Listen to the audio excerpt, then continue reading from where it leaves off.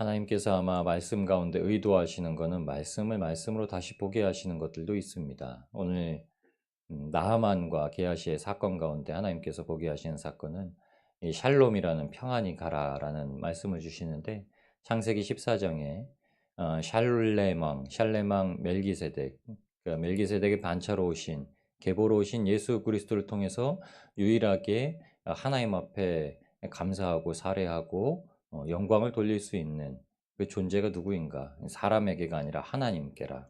그래서 이 말씀을 엘리사가 알았기 때문에 나아만이 주는 거를 이제 막고, 그리고 나중에는 나아만을 지칭할 때 그냥 한 사람, 이미 이제 보낸 사람이죠.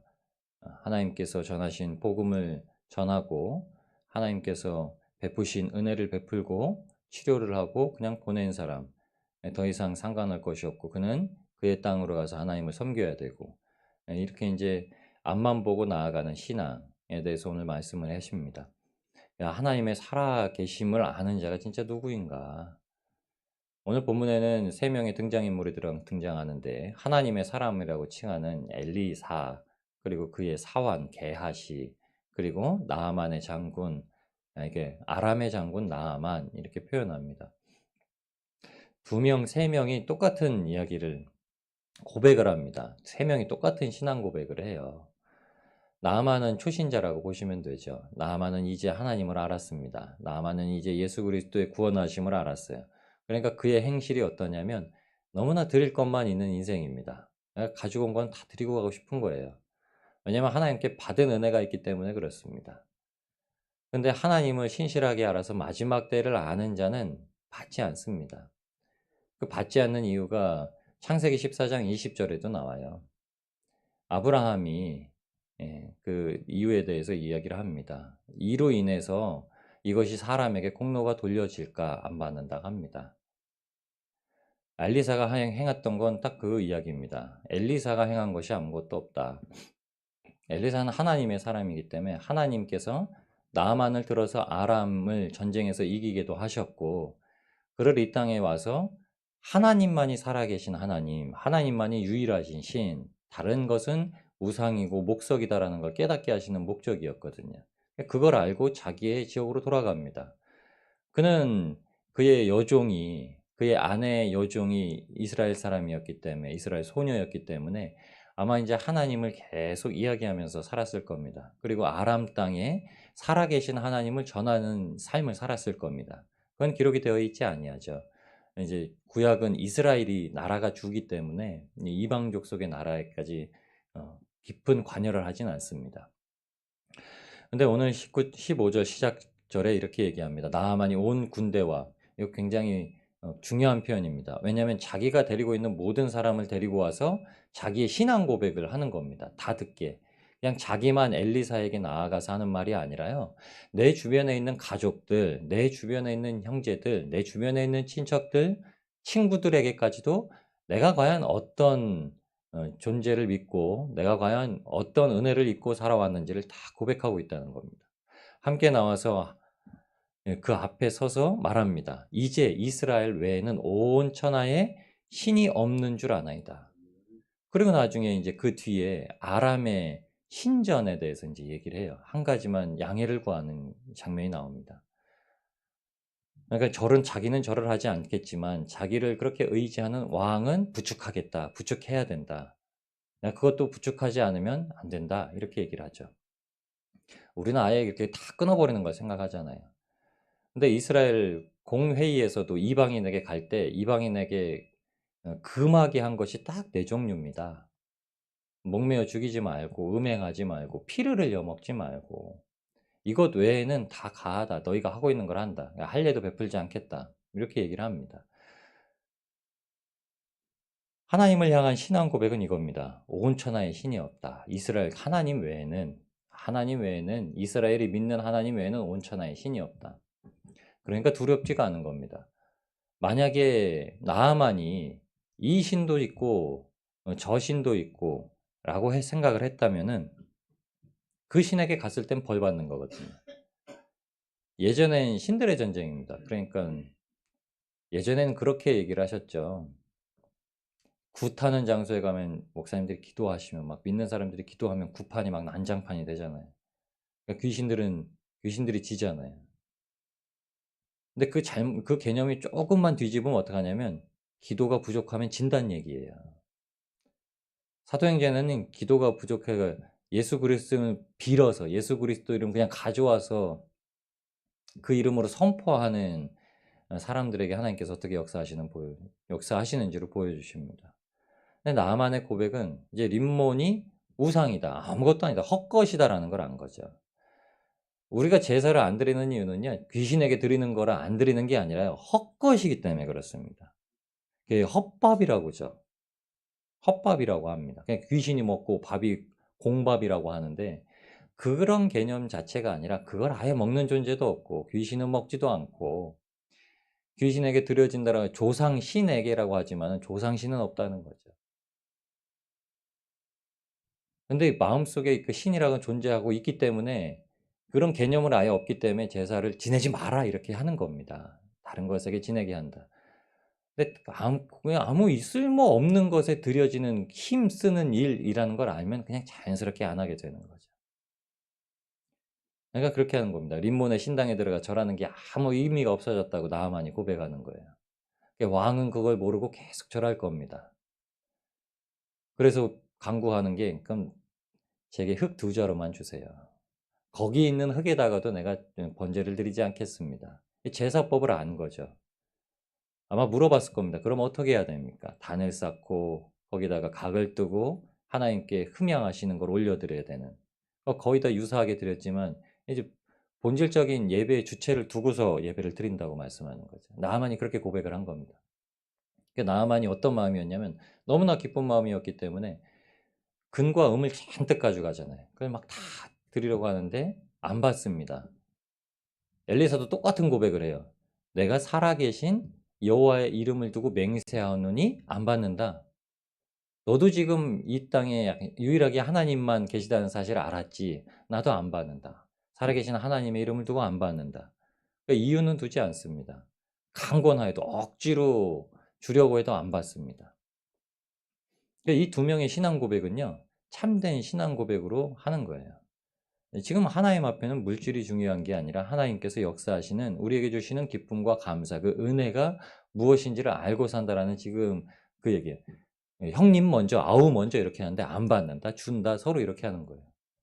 엘리사는 지금은 그때가 아니다. 지금은 이럴 때가 아니다. 지금은 이것 때문에 요동할 때가 아니다.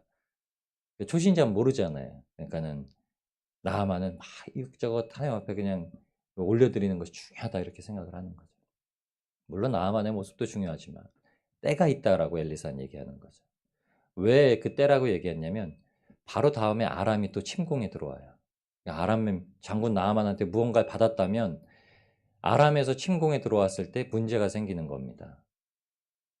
이스라엘 선지자가 아람 장관한테 뭘 받았네. 이거 아람한테 무슨 정보를 빼주었네. 이렇게 되는 겁니다. 그래야 될 때가 있고 그러지 말아야 될 때가 있죠. 귀신 들린 여종이 바울을 쫓아와서 괴롭히되 하나님의 사람이다, 하나님의 사람이다 괴롭혀도 귀신을 쫓아내 주지 말아야 될 때가 있습니다. 사람들을 조금 알게 되고 그곳에 복음을 전하여 놓고 나서야 귀신을 쫓아내야 그래야 그때 잡혀야 뭐 문제가 안 생기는데 들어가자마자 귀신을 쫓아내 주겠다 하면서 어, 눈에 보이는 이적을 먼저 행해 주는 것이 문제가 생겨버린단 말입니다. 제일 중요한 건 하나님의 말씀이죠. 말씀이 먼저 들려지고 말씀으로 하나님 앞에 기도하고 하나님 앞에 인내하되 하나님께서 정하신 때에 허락하신 은혜를 주신다라는 것을 받는 것이 얼마나 중요한지 모릅니다. 우리는 먼저 은혜를 받아서 외적으로 굉장히 역사가 일어나는 것부터 기도를 하고 또 기대를 합니다. 그러니까 그거 받아놓고 말씀이 들어가질 않아요. 왜냐하면 하나님께서 우리에게 주시려는 은혜는 말씀이 주인데 선제적인 육체에 보여지는 은사적인 은혜가 오게 되면 말씀이 후자가 돼 버립니다. 말씀이 없어도 하늘에서 금가루 떨어지는 거 보여주면 끝나는 거예요. 선우가 되어맡긴 겁니다. 엘리사가 그걸 명확히 얘기를 하죠. 근데 그 선우의 하나님의 은혜를 알지 못하는 한 부류가 나오는데 그게 바로 게하시입니다. 게하시가 스스로 이르죠. 게하시가 두 명은 이르되 이르되 계속 얘기합니다. 서로 이야기를 하는 거죠. 근데 게하시가 말할 땐 이렇게 얘기합니다. 성경에 26절에 게하시가 스스로 이르되, 그게 자기 마음속에 생각한다는 거예요. 혼자. 말씀도 아니고 내 생각에 이렇게 얘기하는 겁니다. 뭐라고 얘기했냐면 나의 종이 나하만이 주는 걸 막았다 이렇게 하는 겁니다. 저지했다라는 거예요. 나하만이 하나님 앞에 뭘 드리려고 하는데 엘리사가 그걸 막았다는 거예요. 당연히 받아야 될 거를 엘리사가 막았다, 안 받았다 이렇게 얘기하는 겁니다. 그러니까 당연히 받아야 될 걸 내가 받아와야겠다 이렇게 얘기를 합니다. 그리고서 가는 거예요. 그리고서 거짓말을 하죠. 근데 그때 나아갈 때 어떻게 얘기하는 줄 아나요? 엘리사가 한 말을 고스란히 합니다. 여호와께서 살아계심을 두고 맹세하노니 내가 그를 쫓아가서 그에게 받으리라. 이게 20절에 이렇게 얘기합니다.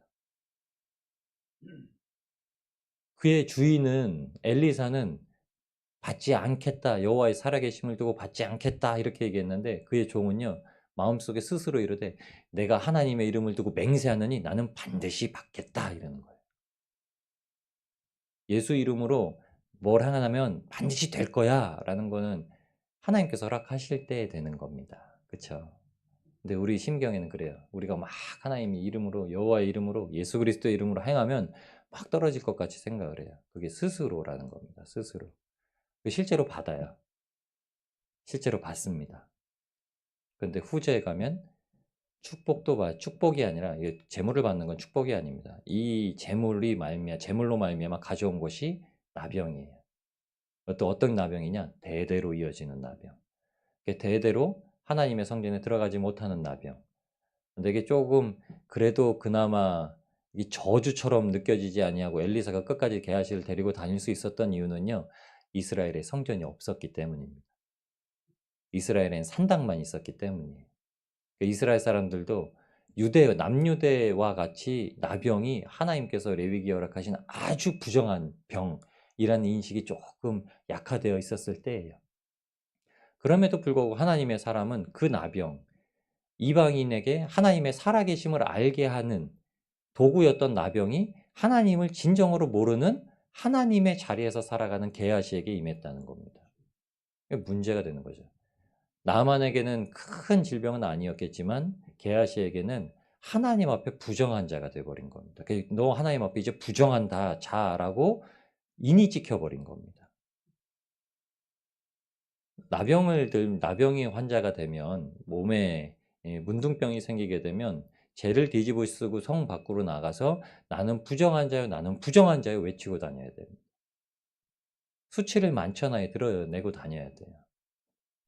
게하시가 이 수치를 드러낼 수 있는 줄 몰랐기 때문에 하나님께서 허락하시는 게 돈을 사랑하는 것이, 돈 자체가 나쁜 것이 아니라 돈을 사랑하는 것이, 욕심을 가지는 것이 때에 맞지 않게 그러한 마음을 갖는 것이 얼마나 하나님 앞에 부정한 일인지를 알게 하신 겁니다. 여러분, 하나님께서 살아계심을 알고 있는 사람들은 하나님의 때를 기대하고 하나님께서 다시 오실 날을 바라면서 살아갑니다. 그때는 마지막 때가 되면 그것이 중요한 게 아니라 그것들을 어떻게 활용해서 하나님 앞에 쓰임을 받을까라는 것이 중요하죠. 나만은 아람 장군으로서 아람에 돌아간 그때에 알맞게 쓰인 겁니다. 그러니까 처음에 왔을 때 하나님을 모르기 때문에 제물로 하나님의 은혜를 바꾸려고 생각을 했던 거죠. 근데 제물로 바꿀 수 없다라고 엘리사는 돌려보내는 거죠. 하나님은 살아계신 하나님이시기 때문에. 엘리사의 마음에도 그게 들어있습니다. 이 사건이 대비가 되는 겁니다. 수넴 여인하고 대비가 돼요. 수넴 여인은 아무것도 받지 않고 엘리사를 대접합니다. 영접을 하고 다락에 방도 만들어 놓고, 그러니까 엘리사가 오히려 그렇게 생각을 합니다. 하나님께서 그런 마음을 주신 거죠. 하나님 앞에 아무것도 외적으로 보여지는 게 없지만 그 복음 말씀에 기뻐하면서 섬기려고 하는 자에게 어떻게 해야 될까? 하나님이 무엇을 주셔야 될까? 어떤 선물을 줘야 될까? 이렇게 생각을 하시죠. 근데 하나님께서 은혜를 베푸신 일들에 대해서는 사람의 공로가 절대 들어오지 못하게 만드십니다. 우리가 행하는 일들은요, 하나님께서 이루시는 공로입니다. 우리가 전하는 복음, 우리가 섬겨서 한 명이 하나님 앞에 귀하게 돌아오는 일들도 하나님께서 우리를 사용하셔서 하나님께서 일하시는 것들입니다. 오늘 그런 일들이 넘쳐나기를 소망합니다. 하나님께서 부족한 저희를 사용하셔서 저희의 하나님을 섬기는 마음, 엘리사와 같이 때를 분별하여서 마지막 때 사랑만 들고 건너가게 하시는 일들을 경험하실 때 우리 성령님께서 친히 인도하시고 붙들고 돌이키시려고 하시는 자들에게 그 마음을 돌이키시고 하나님을 알게 하시고 복음이 들어가게 하시고 그 영혼을 구원하실 줄 믿습니다.